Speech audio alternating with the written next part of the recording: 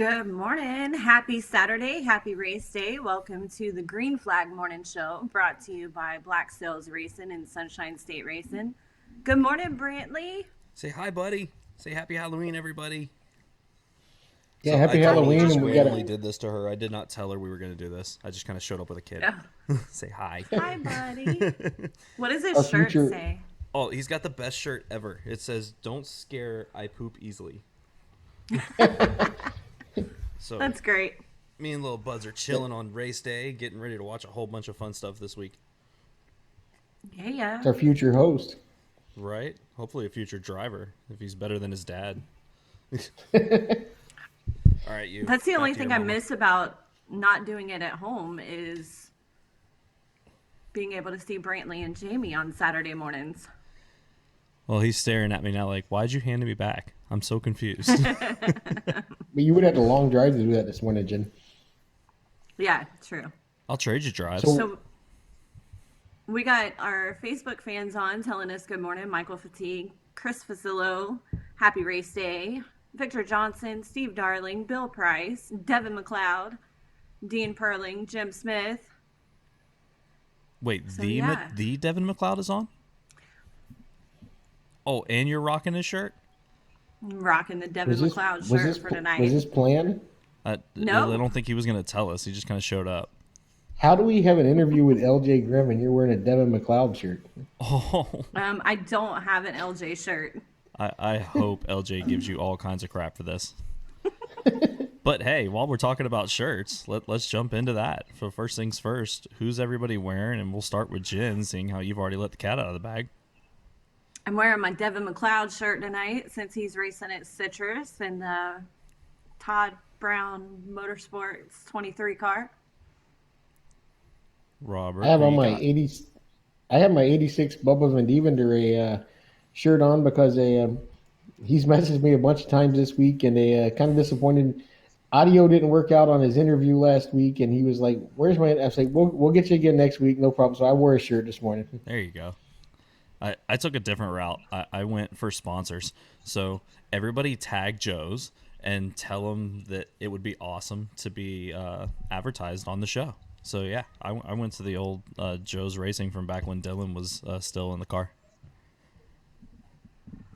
Yeah, So if you want to sponsor us, message us. We Yeah. need sponsors. So So awesome. what about One in last the comment. weekend? What about last weekend's broadcast in the big Florida Pro Truck Challenge Series race? Oh, I thought it went really well. Yeah, that was awesome. It's always fun to get back and see the trucks. I'm looking forward to having mine built again. So we'll get to actually watch me wreck, and then I'll probably just jump up and finish the broadcast. But yeah, no, I thought it went awesome. It was a great race. A lot of side by side action. And Jen, you had a buddy last weekend on the call. I did. It was a little bit difficult because we couldn't hear each other very well when the races were going on, but we had a blast. So huge thanks to Dodge for jumping in and giving me much needed drink breaks and bathroom breaks. And the nights get long there. Yeah, that they Kyle do. Peters jumped on. I always give my friends and my son a hard time because they never jump on the broadcast. So Kyle said, Jen, you can't say I didn't watch this morning. There you Thanks, go. buddy. Awesome. Well, Chris then, Fazzillo said that coffee cup is huge. this one? No, probably this one. Oh, yours wins. Yeah, it's still early. I need double the coffee I today. ain't kidding. It's a little different Yeah, being so- this way because we're remote and, obviously not being all in the same spot where we kind of have to wake up. We just kind of rolled out into our bedrooms or our living rooms or wherever we're going to do it from and started a show. It's like a bad kinda Zoom nice. call. But that battle last weekend in the truck race between at the end between Bill Van Devender and Dylan Bigley, I meant Dylan trying to get it done on the outside for probably 3 or 4 laps in a row and almost got it done. I mean, it was just. I heard from some of the other classes talking to them this week that they just didn't think the outside groove last weekend was what it was at Punta Gorda, which it usually is, or Dylan may have made that pass. But, I mean, what an effort and a great race between those two. Yeah. I was impressed. I always like when a driver goes to the outside, right? Because especially in Florida racing, we got a lot of shorter tracks, and unless you're at New Smyrna, it's hard to make that groove work, right? It takes a serious last turf car and a lot of driving skill to make that work. So it always get excited when I see somebody hop to the outside and go, "That's it, we're gonna do it." Now, What's before we crazy get into is what's go ahead, Jim. what's crazy is that there are so many young, talented drivers mixed in with the veterans in the truck series, and it is so much fun to watch. Like Derek Pugh, Brennan Pletcher, Gavin Graham wasn't there last weekend, but he normally is. Cody Crocker, all of them put on quite a show, and literally all the way through the field, it was a really fun battle to watch. And how about Joe Gentry? Right? Yeah, that Yeah. was nuts. That First made time my the 24 night. trucks ever finished at Punta Gorda. You better hope Donnie doesn't Well, see that come from Donnie himself. Oh man, I gotta give props to Donnie. That's brave. I mean, I've seen Joe race. He's an awesome racer. He can wheel a car, but I don't know if I could just give my car up. Just be like, yeah, here, you jump in, you go, you got this. No, I don't think I could either. But they put on a show, and we joked around during the broadcast. If you're trying to go around the track owner, do you move him? Yes. Because we joked No about questions that. asked. Yes. But it was a And really fun and then race. We had a really great time. you were talking about the battles back in the field. What was that? 3 or 4 laps too, where Bray Holmes and I think it was Derek Pugh was like battling each other side by side.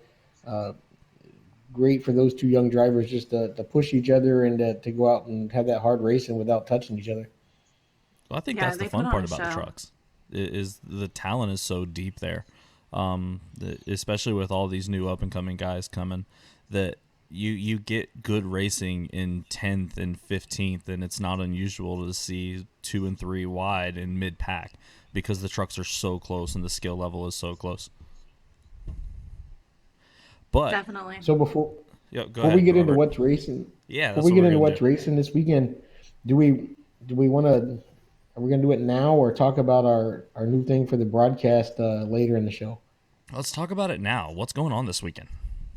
Because it's a busy one. This week, well, this weekend we have a 417 Southern Speedway has the Demolition Derby and Enduros, the Trunk or Treat with the drivers for the kids, Stock Enduro Demolition Derby, skid plate race, flagpole race, and a like 4-cylinder, 6-cylinder enduro. Over at Showtime Speedway, we have the Outlaw Figure 8 Super Mini late models, hose and hydraulic street stocks, Clearwater Towing strictly stocks, mini stocks, and the 4.6 Ford on the oval track. Citrus County Speedway has the Halloween Spooktacular, the Brandon Ford Wheelman Series, the High Kick 99. We get to find out tonight who kisses the donkey. The Pure Stock 25, Mini Stock 25, Mod Mini 25, and Legend cars for 25 laps. Auburndale Speedway has the Harvest Meat Market night. They have the Q Pro trucks for 50 laps, Pure Stocks, Modified Minis, Scramblers, Mini Cups, and New Smyrna Speedway has Modified 50 Sportsman, E-Mods, Bomber A's, Bomber B's, and the Ground Pounders. And then all the dirt tracks are actually off tonight. Yeah, I saw that every dirt track stopped racing tonight. You figured they would be the ones that would go crazy on Halloween. But That's kind of That's what crazy, right? I figured there would at least be one. They do a good job when they don't race every weekend to try to like stagger it out where the ones close together don't race together. But yeah, I was surprised nobody had anything for tonight. yeah, I don't know. The only thing that gets me is maybe they're the smart ones of the bunch. It's Saturday, it's Halloween, there's a full moon. Like, short of showing up with a boiled peanut sponsor and a green car, like that's it. you've And, you've got and the not bad just trifecta. not just a It's full gonna be moon. It's a blue moon. What could possibly it's go gonna be a wrong? crazy night at racing, I think they and said I'm it's really excited. the first blue moon on Halloween since like World War II. I believe read this week. Yeah, this should make for an interesting night of racing. So luckily, we'll all get to sit back and watch the carnage, and none of our cars are there, so our cars won't be in the carnage. Yeah. So I bet awesome. that high kick 99 is going to have some carnage. I think they said they had like 31 sportsmen that are in the I pits. believe so. Yeah, Yep. that's not going to end well, but it'll be fun to watch. I'm excited to go be a fan tonight. Amen to that. But yeah, so that's going to bring us to our first caution. Up next, we're going to have the Bigleys live. We're going to talk about the Billy Memorial a little bit. So we're going to take a quick 60-second break. And when we come back, we will be with Bigley.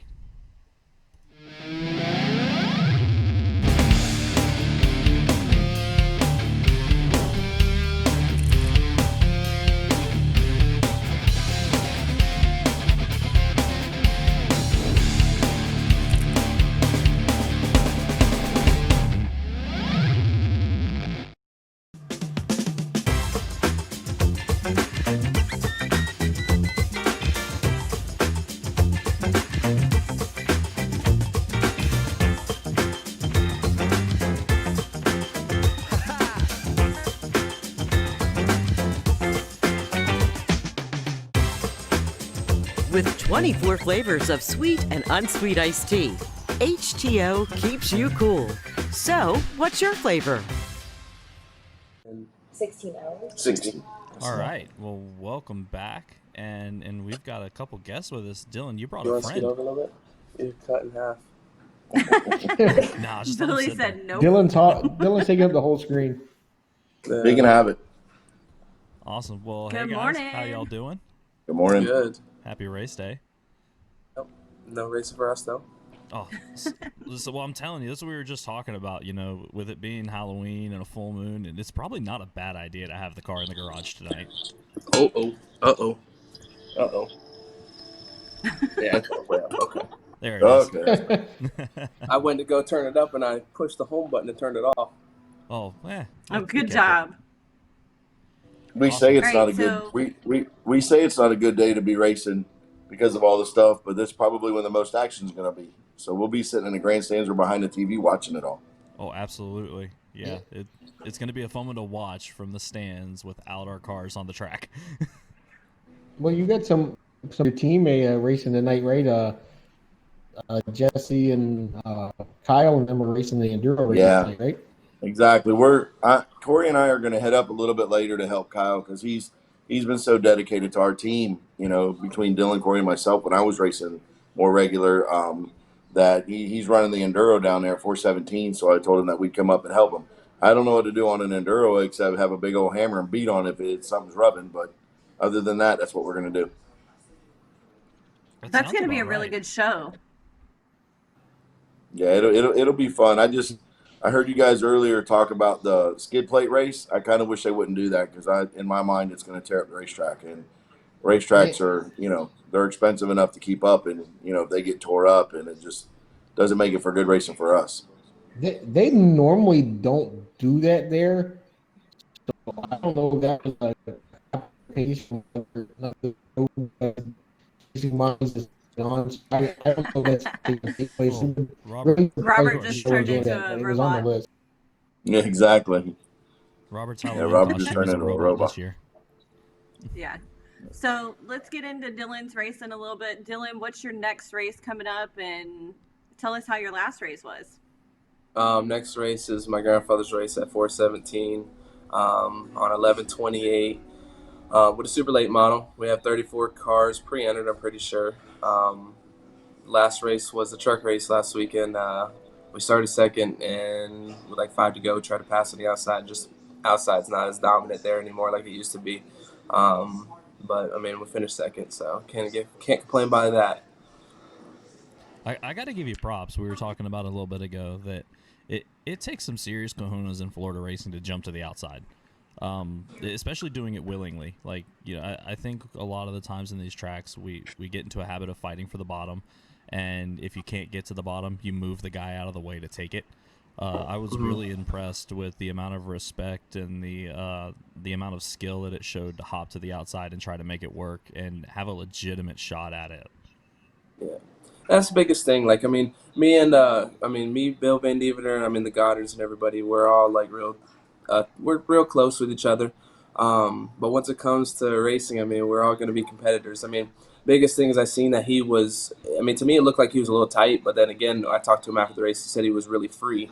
But as soon as I got to his back bumper, I mean, he was parking it in the center. So I was like, I'm either going to move him out of the way or I'm going to try to roll the outside. Which, to me, normally our truck. I mean, at Punta Gorda, we've been great there. I mean, it's that thing used to be. I mean, we would beat them by half a straightaway.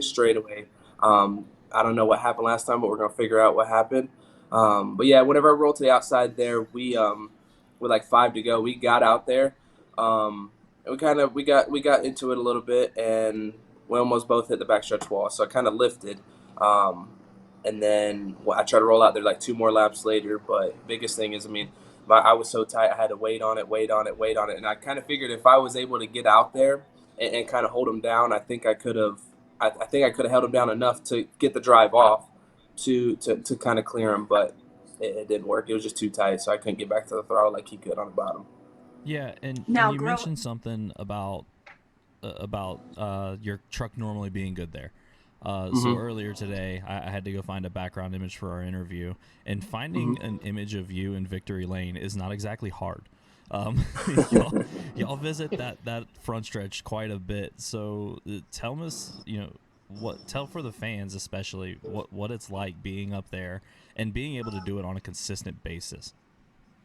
I mean, the biggest thing. I mean, my mom and dad, they put great equipment under me and my brother.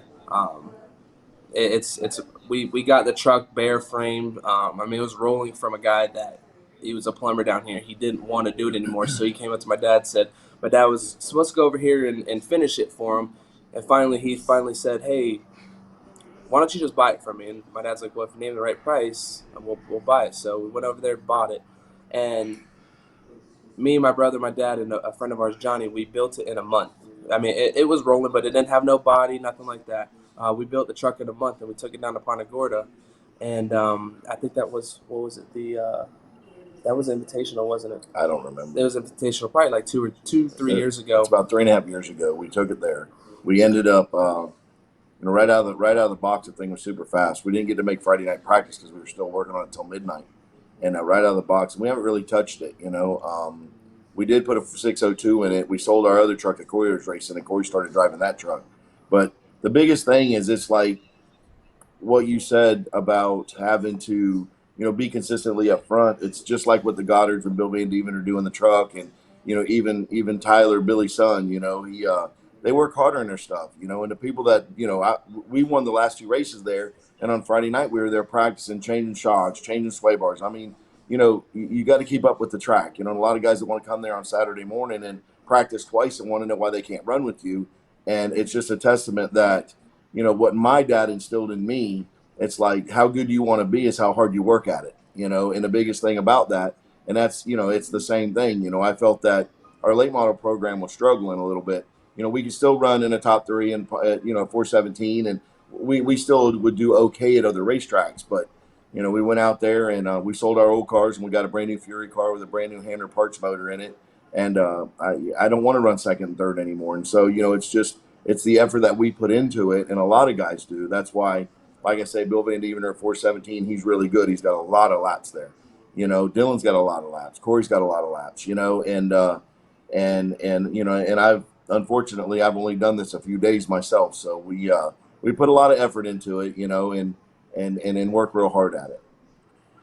And like you said, it always starts out in the shop, and you guys are out there probably 5 nights a week during the week, and you're at a track usually on Saturday, but on Sunday, sometimes if you didn't race the night before, you're back in the shop putting in the time. And that's when your dad was still alive. He was right out there with you. Like you said, he instilled the hard work. And I don't know how many times I was there, and he might be a little upset that he had to repatch the fiberglass fender, but that was what he did. He was good at, and he was always working on them.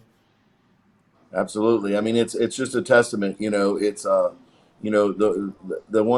people that will complain are the people that don't work real hard at it. If you work real hard at it, you don't have to go buy the best stuff. You don't have to go buy the most expensive motors or the most expensive chassis or pay the guy. But it's like what Michael Atwell, Michael Goddard. Dylan has been doing a lot, paying attention to what they have to do to make it right for them. Like I told Dylan, I could go and learn all these bump packages and do the things that I have to do to make him go fast. But when it's my turn to go the racetrack in heaven or whatever, and it's going to be his turn, and he's got to learn this, and he's got to work at it, and he's got to want it. And if he wants it, he's going to succeed at it. If he doesn't want it, then why are we spending all this money and spending all this time doing this?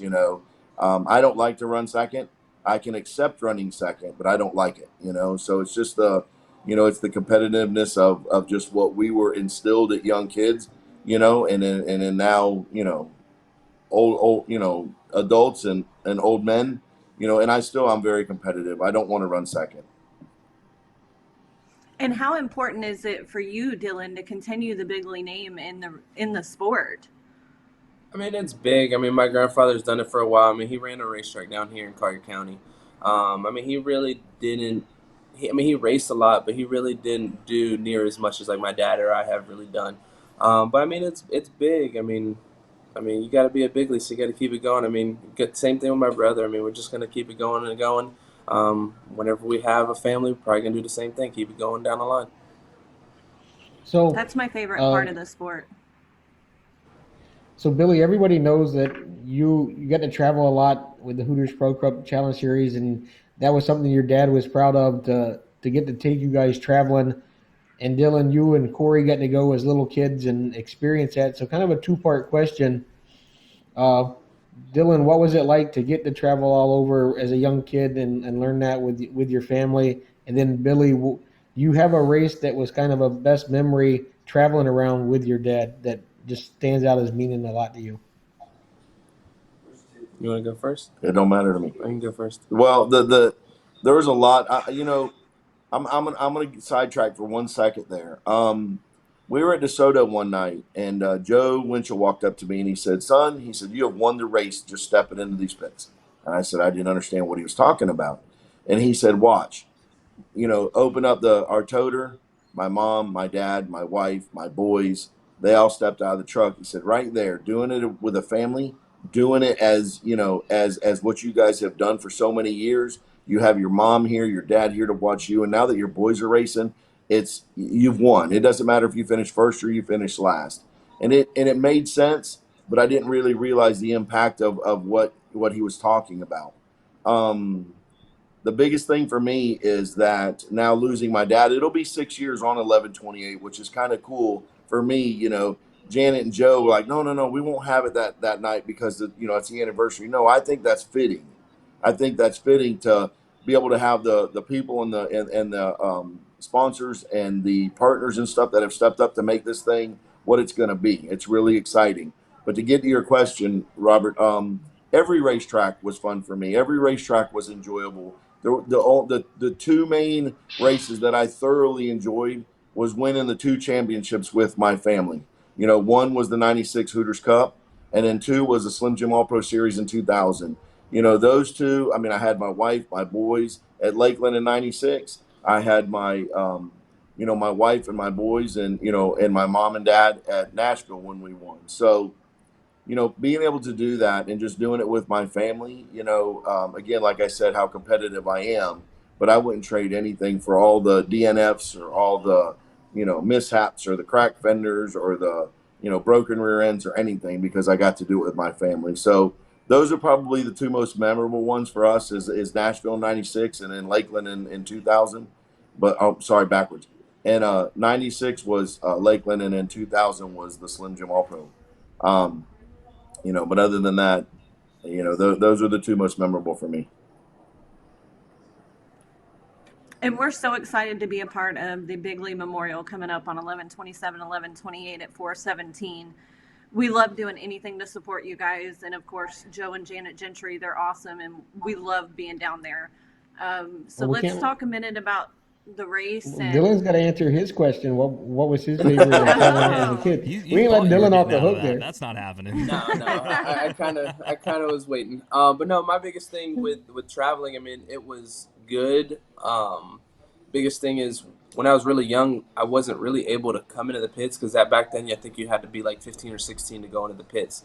So We biggest snuck you thing a lot. was, huh? We snuck you a Yeah, lot. I mean, you probably did. You probably put me in the bathroom or something like that, stuck me in. But no, biggest thing. I mean, if you got snuck in, you had to stay in the toter home the whole weekend. Really couldn't go out and enjoy the cars and this and that. So I mean, you'd have to watch everything from the motor home.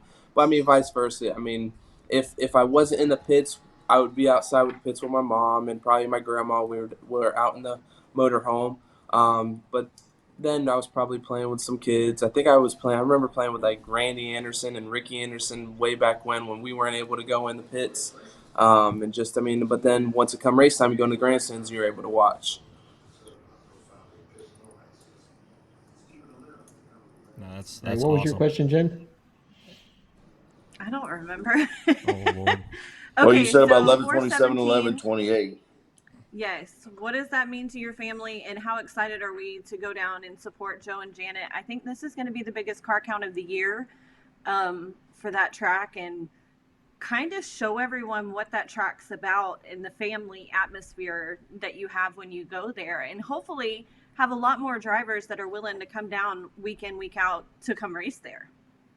Well, that's part of the reason. And I didn't decide to have a memorial race for my dad all the way at the very beginning when we did it up at DeSoto the first year. To just it was to honor my dad for what he has done for myself and other people in the sport. There's a lot of people that don't understand, that my dad would say, yeah, bring your car down to us. We'll work on it for you, and we would do it for free. Because if my dad was a competitor, but my dad was a fair competitor. The biggest thing that I really enjoy doing it is because there's a lot of people that would come down. There's people that have flown down. There's people that are going to fly down, on November 27th and 28th, to come be with us and be with our family. There was three scenarios here that I told Joe and Janet. We had a meeting way back in February. Why I wanted to do what I did, that we've done. Not I didn't do it by myself by no means, but what we've done with the purse structure. One was to bring the best cars that are available that weekend to come race at 417. Two, to be able to um, put 417 on the map. Joe and Janet are such great people. I mean, they're caring, they're giving, they'll do anything to help the next person. They'll do anything. I mean, I've heard Joe say, "Hey, let's run over to my shop. You need a hub or a spindle. If I have it, let's go get it. And for a bomber or a street stock or an open wheel or whatever. And you just don't hear people do that for people anymore. And then the third thing is I really wanted to structure the purse to give back to the racer. The racer has always, dug into his pocket for so many years, and for so many years the racer has, paid his own way basically. And I'm not expecting the racer to walk away. I'm not expecting it. Every racer can't walk away with a pocket full of money. But the biggest thing for me is I want the racer for $800 to start. If the man's good enough and only can afford one set of tires, he can pay for his tires. He can pay for his entries to get into pits, and he can probably buy 10 gallons of fuel. And you know what? He goes away at probably some of the hardest time. I mean, it's 2020. We all know what's going on here.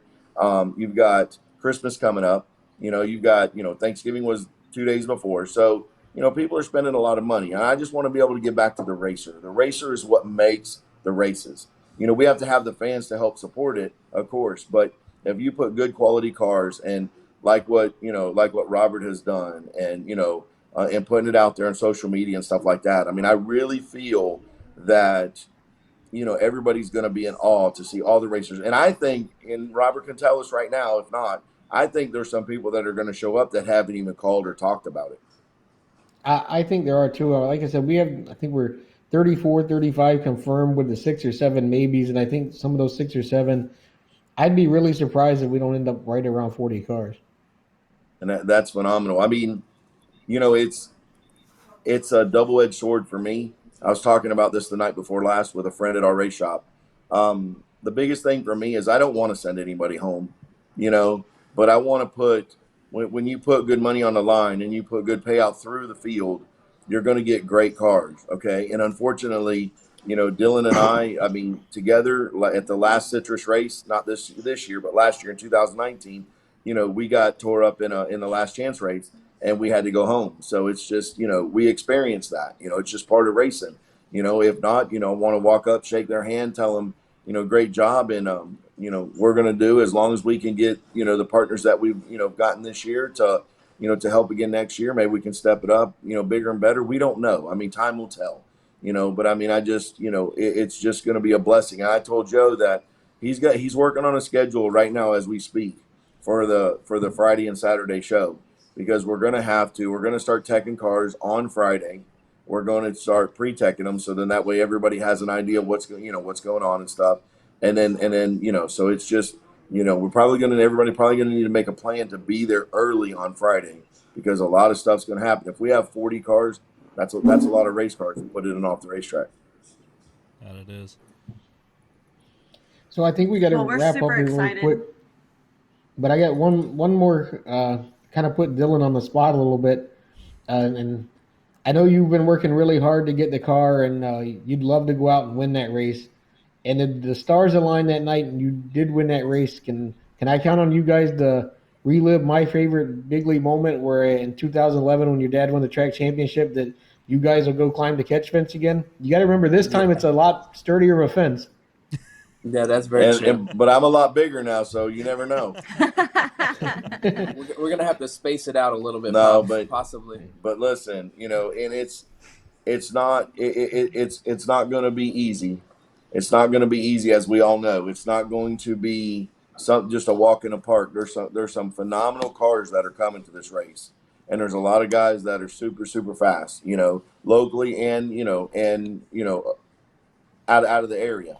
But you can guarantee one thing: I'll put on a bright orange or a bright pink shirt if he wins the race. I'll be the only one to climb the fence if that's what it takes. I don't care. We're going to have fun, and it would be a blessing and an honor if he did win the race.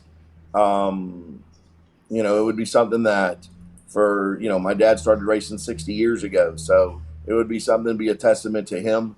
And I know he'd be looking down being proud. So yeah, we'll definitely fulfill that. But before we go and stuff, we want to thank you guys for having us on. It's been a great day, and even though it's Halloween, Friday the 13th, Lucky Green or whatever, and but especially Robert, thank you for all the work you put into doing this.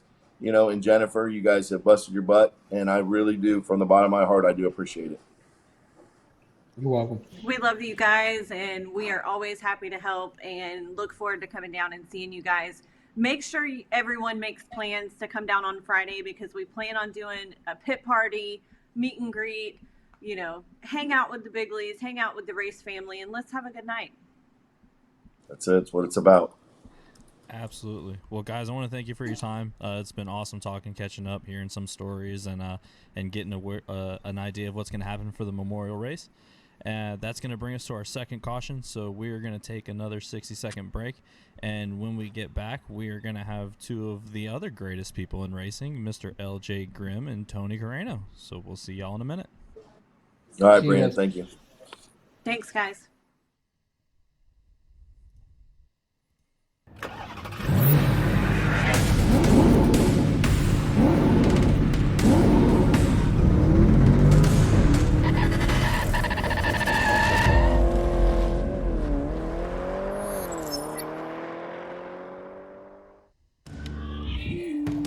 So we get ready to go 50 laps of pro truck racing here tonight at Auburndale Speedway.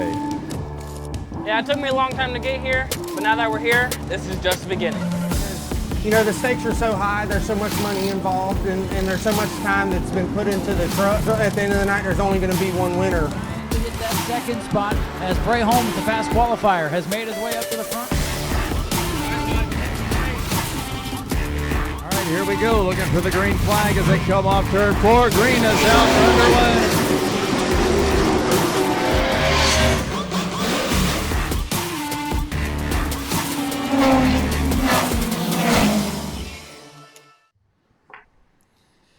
Well, welcome back, everybody.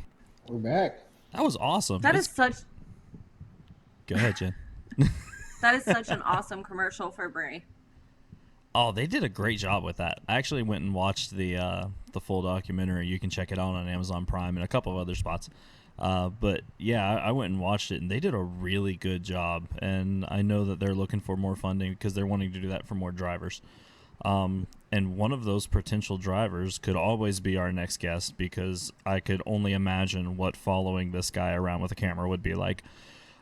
So without further ado, let's bring on our two favorite fellas, Mr. LJ Grimm and Tony Careno. Now, when you're talking about following somebody around with a camera, were you talking about LJ or Tony? Because they both could probably be pretty good. Yes is the answer to that. If you want entertainment, you follow those two around. LJ, Tony, Good morning, how's it going? guys. Good morning, guys. Morning. Morning. So to catch everybody up, earlier this week, LJ reached out and said they had some big news for an upcoming race. So we wanted to get them on here and announce it. Before we do that, though, the first thing we got to do is want to give y'all a second to shout out any sponsors, guys that are helping you out, any sort of those kind of things that you need to get out on the air. Now would be the time. I got a list of people. The sprint car deal with Taylor Andrews, he's given me a great opportunity to do that. And then I got a good opportunity with Mike Sweet right now driving his modified. So if it wasn't for those two, I'd be spending a lot more money. So thankful for those people right now. I'm really disappointed you're not wearing your own shirt. Yeah. What are you trying to say? I didn't want to disappoint Troy to care today, so I put this one on. I feel like I'm not going to live this down. All Well, right, I think Tony's shirt kind of says that it has a little bit to do with what we were going to talk about this morning. You guys want to cut to the chase and get into what we're going to be doing? I'm really excited. Yeah, so last year, everybody knows Rhett Cooper's story as of now. He's on the good side of it now, so that's really good news. So Jennifer helped me, and actually, I think she took it over. I don't know if she wants to take credit for it, but she got the ball rolling, got a lot of things going for last year's Rhett's race. So this year, we had a lot more time. We had things perfect. Jennifer was doing her thing. We were getting sponsors, and then COVID started, and some sponsors said they weren't going to be able to do what they could do, which we understand because it's been a crazy year. So I started sending some of the lap money back, and I sent Tony's back to him, and he called me and he's like, "What are you doing?" And I was like, "Well, we're not going to be able to do Rhett's race this year with everything going on." And he's like, "Well, hold on, let me make a phone call." So Tony called me back and he said, "Hey, I talked to Barbie Brand, I talked to Yoho. They're all okay with it being the 12th annual Eddie, and it's also going to be Rhett Cooper's race." So we're kind of combining the two. It's still the Eddie Brand with supporting Rhett Cooper. So thanks to all those people for allowing us to do that. It's going to be great. It's so exciting, and it means so much to both families. And Tony, we can't say enough about what you do for the sport and what you do for these races every year. And you putting on a race, I know how hard it is. So we appreciate you and what you do so much, because it's not like you're just retired and sitting around. You've got a grandbaby that you're bringing up in the sport, and you're constantly everywhere, busy, nonstop. So to take your time every year to put on one of the best races of the year, we're so excited to be a part of it. Well, it's an honor to be a part of it. And when LJ got a hold of me, the first person we reached out to was Barbie, and she says the history with her husband and Robbie and Lee and going all together, and she says, let's do something. So what we're going to do this year to start off with is we're going to start selling the laps, and all of the lap money raised this year in the past we've given to like the B main guys that didn't make the race. If there was 28 cars and Yoho had a purse, or whoever was putting the race on had a purse for 24 cars, we would just add that money and start them all. This year, we're only going to take 24 cars, but all of the money that's collected this year will be given to the Cooper family for Rhett. So we're going to put it out here.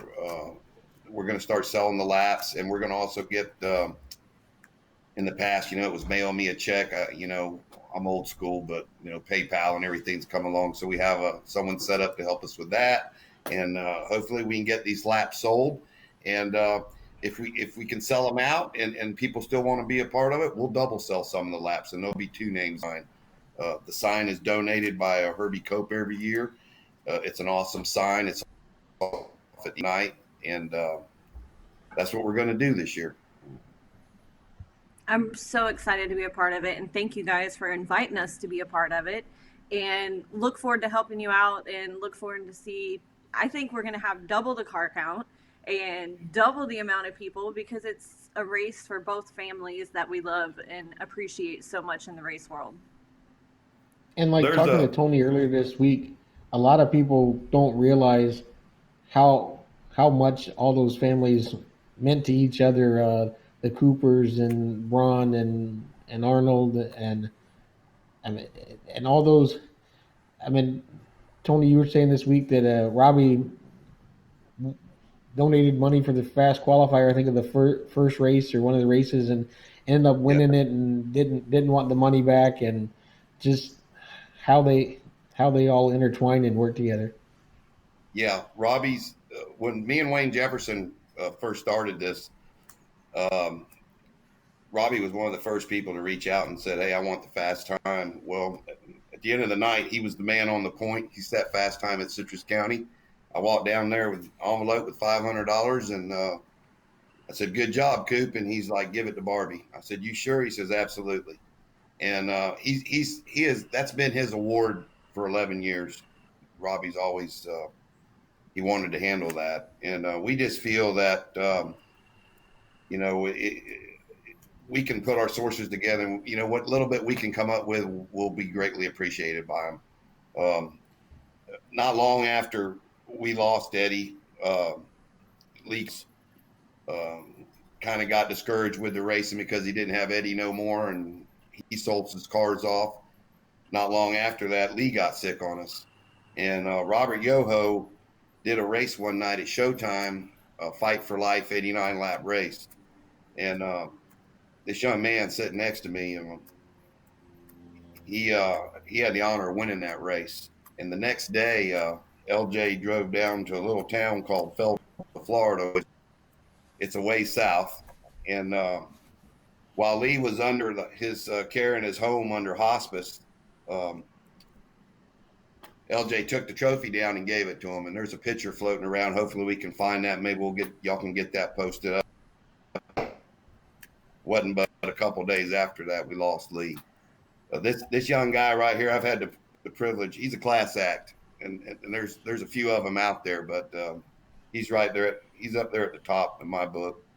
I've had the privilege of watching him race back at Punta Gorda when he was 14 or so, driving. How old were you, LJ? 14? Yeah.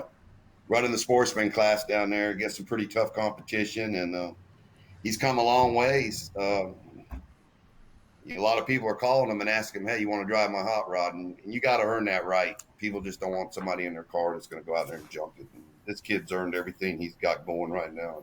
We're proud of him. Definitely. He's got a heart of gold, and any crazy ideas we come up with, he's always the first one to bring a car to a road show or help us out with charity events or whatever the case may be. So we appreciate you both so much. LJ, when's your next race, and what are you going to be racing? I posted I was running Schofield tonight, but that was just me and Jeff trying to make some noise because we weren't racing. So the next 5 weeks, we got the modified at Citrus next weekend, the sprint car at Citrus the following weekend, the sprint car at 417 the weekend after that, the modified back time after that, and the sprint car back at 417 the weekend after that. So busy 5 weeks coming up, but I'm ready for it. So wait a minute, you're telling me that the choo-choo joke on Lester was just a joke? I was really looking forward to that. Yeah, Lester wanted me to give him a shout out, so here's your shout out, Lester. He I wouldn't say he was showing his butt last night, but he was definitely having some fun with us. So I don't know if he got in trouble or not, but he y'all know how Lester is. Uh-oh, you can't get in trouble before the race. Don't get kicked out before the race. How is it we've had 3 shows and Lester has ended up a subject of conversation on 2 of them? I don't know, but he's online checking in too, so. Oh, Lord. He's tuning in. I'm always terrified when I hear he dropped a comment in our stuff because I got to make sure that it's like rated G or not rated Lester. So, Tony, when's Colton's next race? I know you're super proud of that grandbaby. He's done really well. We raced tonight at Showtime in the Mod Mini. We're not taking the sprint car tonight. It's resting this week, but we've been letting him turn some laps in one of those, and he's done really well. We're pleased with how he's adapted to it. So we'd also like to thank, real quick before we get out of here, we'd like to thank Robert and Danielle for allowing us to host this event again this year at Showtime Speedway. And for Robert, we've got a really awesome purse this year. We've kind of backed it up from like $7,500 to win last year, and then it dropped way down to like second. So we're gonna, I believe it's 5,000, 2,500, 1,500, 1,200. I think fifth place will still pay about $1,000 for this race this year with no entry fee. Yeah, that's awesome. That's awesome. So make sure to get in touch with Tony Careno or LJ Grimm if you want to be a part of this awesome event. It's going to be the race to start out the season. So give us the date and where they can reach you at. I'll get something posted on Facebook later on today, or they can reach out at area code 813-267-3710. That's the best way to we'll see what we can do to make this thing awesome. And that race is going to be January 2nd, right? Yes, sir. January 2nd. It's New Year's weekend. We were looking at a date a while back in mid-October, but something else came up. And then we had posted something about December 12th or so, and then we found out that that's the Pinellas County Christmas Parade, which is a big deal over there. And we were asked not to do it that night. So we're going for January 2nd, New Year's weekend. The weather should be great, and hopefully everybody will come out and support us. We need a lot of people to come fill the stands up, support these guys. And then January 1st will obviously be the practice night and the annual barbecue and the pit party and everything we normally do. Yes, sir. We'll do that on Friday night. There'll be practice, and then we'll feed we do our barbecue and feed everybody. I think Robert this year might even have some dashes set up for Friday night for some guys that might want to go out and run, 10, 15 lap dash. I don't know what they're going to pay, but just maybe tune your car up for Saturday night and see what it's like in traffic. But he'll be making those announcements coming up, I'm sure. Yeah, that's awesome. I'm so excited to start the race season off with such an emotional race for all of us. One that means so much. It's just a great way to start the year and get the whole race family together for a good cause, and hope everyone comes out and supports, and let's have a great weekend. Awesome. Well, thank you guys. Really appreciate your time coming out here. Super excited for this race. I completely agree with Jen. It is one of the best ways to start off the year, is remembering somebody who's so great and celebrating the life of somebody else. Let's get 2020 off our back and move into 2021 on a positive note. So thank you guys for the time. We really appreciate y'all coming out. LJ, good luck on all the madness of the next 5 weeks. Hopefully we'll be able to get down and cover one of those and get you on air. Thank you. And also, I want to thank everyone that makes this race possible. Tony works his butt off the last 11, 12 years this year. But also, I want to thank Cameron Ray for letting us do last year. He was going to let us do it this year, and everything fell through. So still want to thank Cameron and his staff. And thank Yoho for combining the two, and Barbie Brandon. There's a lot of people involved, and the list is too long to try to list now, but that's why there's signs and T-shirts. So we'll get everyone on those. Absolutely. And thanks for everything y'all do for the short track racing. Absolutely. Thanks, not a problem Tony. at all. It's fun. Thank you, guys.